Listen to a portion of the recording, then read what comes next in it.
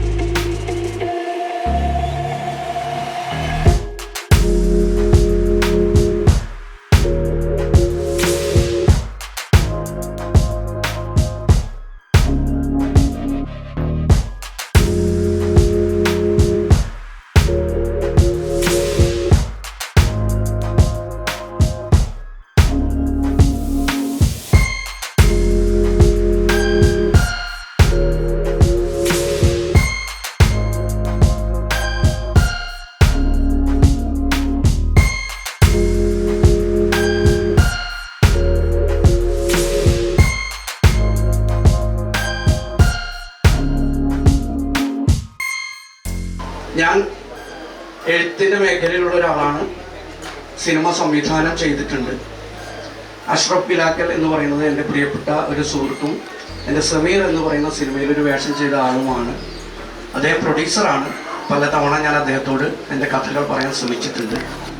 പക്ഷേ ഞാൻ എവിടെ വായിച്ചിട്ടുണ്ട്, ഒരു യാത്രയിൽ തൊട്ടടുത്ത സീറ്റിലുള്ള ഒരാൾ ചിലപ്പോൾ ഭൂഖണ്ഡങ്ങളുടെ അകലം ഉണ്ടാവും, പക്ഷെ ഇറങ്ങാൻ നേരത്ത് പരിചയപ്പെട്ട ഒരാളായിരിക്കും ഏറ്റവും നല്ല സുഹൃത്താവുക എന്ന് പറയുന്നത് പോലെ സംഭവിക്കേണ്ടത് നല്ലത് പെട്ടെന്ന് സംഭവിക്കും എന്നുള്ളത് കൊണ്ട് ചില ആൾക്കാർ നമ്മുടെ സിനിമ എടുക്കാൻ വരും എന്ന് പ്രതീക്ഷിച്ചിരിക്കുക അപ്രതീക്ഷിതമായി പിലാക്കിൽ വരികയും ഒരു കഥ ചർച്ച ചെയ്യുകയും ഒട്ടും വൈകാതെ, ശരിക്കും പറഞ്ഞാൽ 2-3 ആഴ്ചക്കുള്ളിലാണ് ഇത് സിനിമയായിട്ട് ഈ നിമിഷം ഇവിടെ എത്തി നിൽക്കുന്നത്. ചുമന്ന ഡ്രസ് ഇട്ടിട്ടൊരു ആളിരിക്കുന്നുണ്ട്, എൻ്റെ വൈഫാണ്. അവള് തന്നെ സത്യം. ജാഫർക്കയും ഇന്ദ്രൻസേട്ടനും ഇല്ലാതെ ഈ സിനിമ നടക്കില്ല. അങ്ങനെ ഉണ്ടെങ്കിൽ നമുക്ക് നോക്കാം, അല്ലെങ്കിൽ പറ്റില്ല എന്ന് തന്നെ പറഞ്ഞു. കാരണം അതല്ലാതെ മറ്റൊരാളെ ചിന്തിക്കാൻ എനിക്ക് പറ്റില്ല, സത്യമാണ് പറയുന്നത്.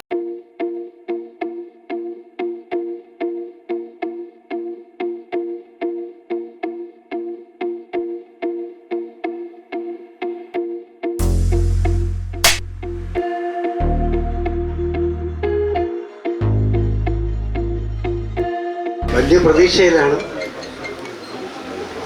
നമ്മൾ റഷീദായിട്ട് ഒരുമിച്ച് അഭിനയിച്ച് പിരിഞ്ഞിട്ട് അടുത്ത പടത്തിന് കാണാമെന്ന് പറഞ്ഞ് ഞങ്ങൾ കാരണവരെന്ന് പറഞ്ഞ സിനിമയിൽ നിന്ന് വിട്ടുപോയിട്ട് പിന്നീട് അദ്ദേഹത്തിൻ്റെ വിളി കാതോടത്തിരിക്കുമായിരുന്നു.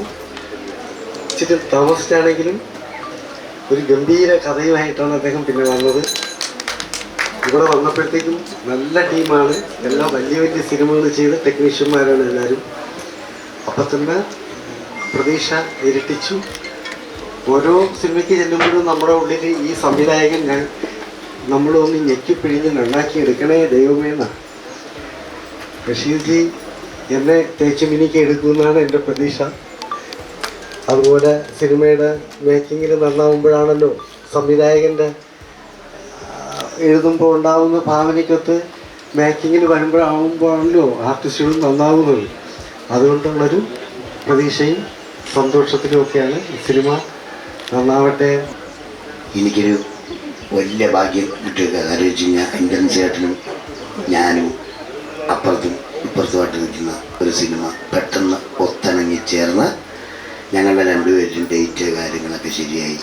പിന്നെ പ്രൊഡ്യൂസർ അഷറഫ് ബ്ലാക്കിൽ ഇത് സംസാരിച്ചപ്പോൾ അതിനകത്തൊരു കഴമ്പുള്ള കഥയായിട്ട് വന്നു.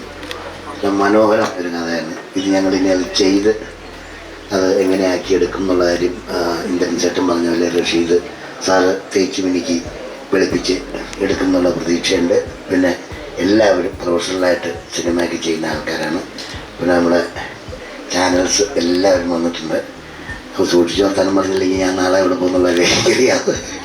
അതുകൊണ്ട് എല്ലാവരും ഞങ്ങളോട് സഹകരിക്കും. അദ്ദേഹത്തോട് അങ്ങോട്ട് ചോദിച്ചിട്ടാണ് ഞാൻ ഈ പൂജയ്ക്ക് കയറുന്നത്.